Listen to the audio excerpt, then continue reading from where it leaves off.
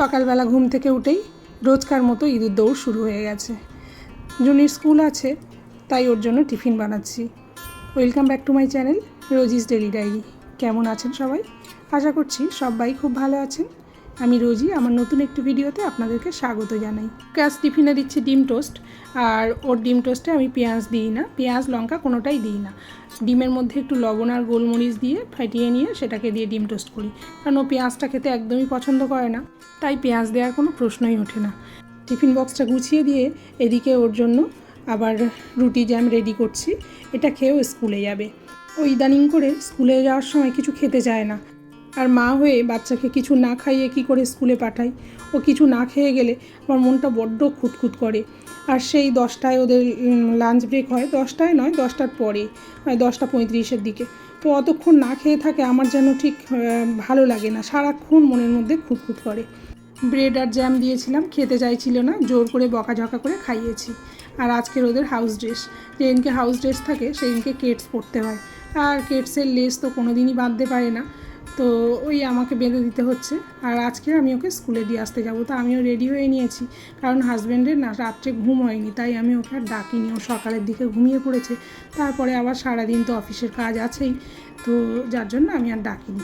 School থেকে ফিরে দেখি হাজব্যান্ড তখনও ঘুমোচ্ছে, তো তাই আমি শুধু নিজের চাটুকু করে নিয়েছি, ওর জন্য আর করিনি। ও যখন উঠবে ওকে আবার চাটা করে দেবো।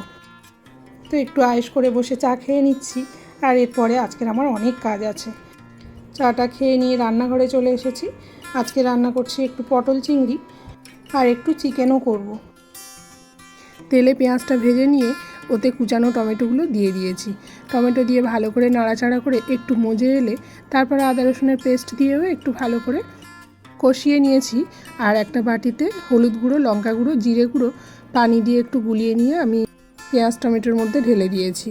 এবার ওটা একটু ভালো করে কষিয়ে নিয়েছি, নিয়ে আগে থেকে ভেজে রাখা চিংড়িগুলো দিয়ে দিয়েছি। চিংড়িগুলো কালকে আনা ছিল, হালকা করে ভেজে রেখেছিলাম। তো ওটা দিয়ে আরও একটু ভালো করে কষিয়ে নেব। আসলে তরকারি বা মশলা যতই কষানো হবে টেস্ট ততই ভালো হবে।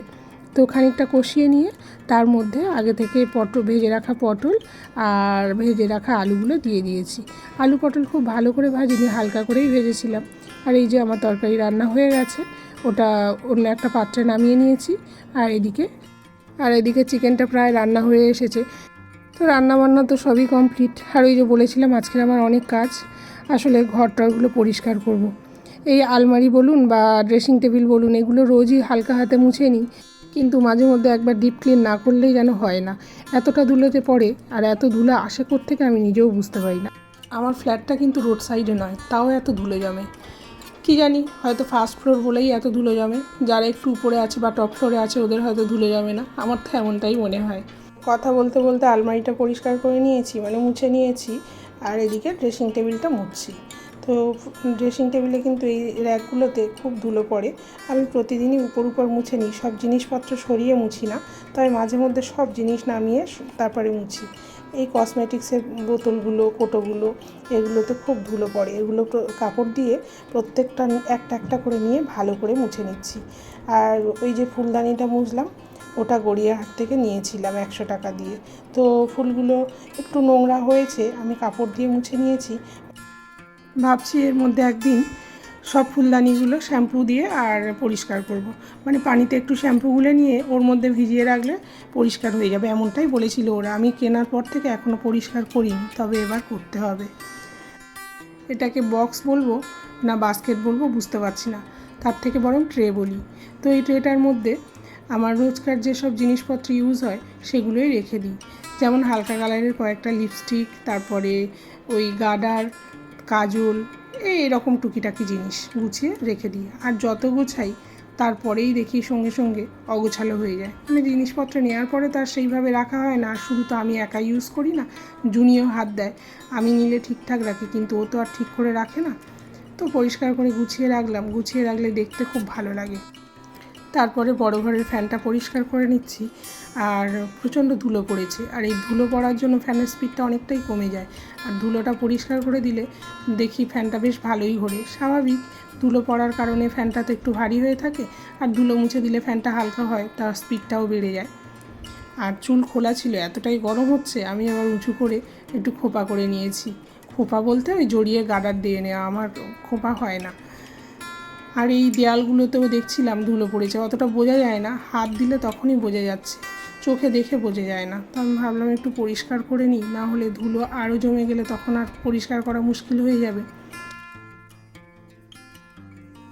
বড় ঘরটা মোটামুটি সব পরিষ্কার করা হয়ে গেছে, এবারে বিছানার চাদরটা চেঞ্জ করার পালা।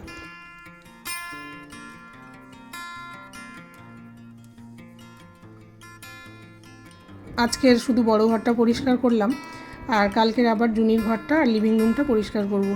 সব একসাথে পরিষ্কার করতে গেলে অনেকটা টাইম লাগবে, এর মধ্যে আবার জুনিকেও তো আনতে যেতে হবে। আর জামা কাপড় কাচাকুচি করেছি, করে এখন এগুলো মেলে দিতে চলে এসেছি। আর আমার এই জায়গাটায় টানা রোদ আসে, তবে জানি না কতক্ষণ রোদ থাকবে, কারণ বর্ষাকালের আকাশ বুঝতেই পারছেন, এই রোদ এই বৃষ্টি। তবে কিন্তু আজকের খুব ভালো রোদ দিয়েছে। আর বর্ষাকালে যখন এরকম রোদ দেখতে পাই তখন মনে হয় যা কাজ আছে করে নিই, আর যা জামা কাপড় কাচার আছে সব আজকের কেচে নিই, কিন্তু একসাথে তো এত কাচা সম্ভব হয় না। তারপর সব কাজ কমপ্লিট করে এখন জুনিকে স্কুল থেকে নিয়ে বাড়ি ফিরছি। তারপর আর কোনো ভিডিও করা হয়নি, একেবারে জুনিকে পড়িয়ে নিয়ে বাড়ি ফেরার পথে ভিডিওটা করছি। তো ওর বায়না ছিল এই শর্মা হাউস থেকে ওকে খাওয়াতে হবে, আর এটা নতুন হয়েছে, এটা ওর কোচিং সেন্টারের একদম সামনে। যেমনি আমার মেয়েটা খেতে ভালোবাসে, আর তেমনি পড়ে বেরোলেই তার সামনে সব কিছু ভালো ভালো খাবার দাবারের দোকান দেখতে পায়, যেমন ওয়াও মোমো, মনজিনিস, মিওয়া মোড়ে, আবার এই একটা নতুন হয়েছে শর্মা হাউস, আরও অনেক কিছু স্ট্রিট ফুড তো আছেই।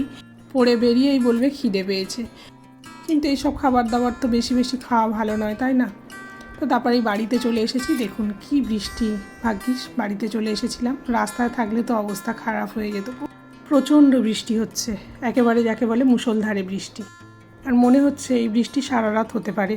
তো আমি তার জন্য আমার ওপেন টেরেসে যত গাছ ছিল সব নিয়ে আমি ব্যালকনিতে শিফট করে দিয়েছি, কারণ অতিবৃষ্টি গাছের জন্যও ভালো নয়।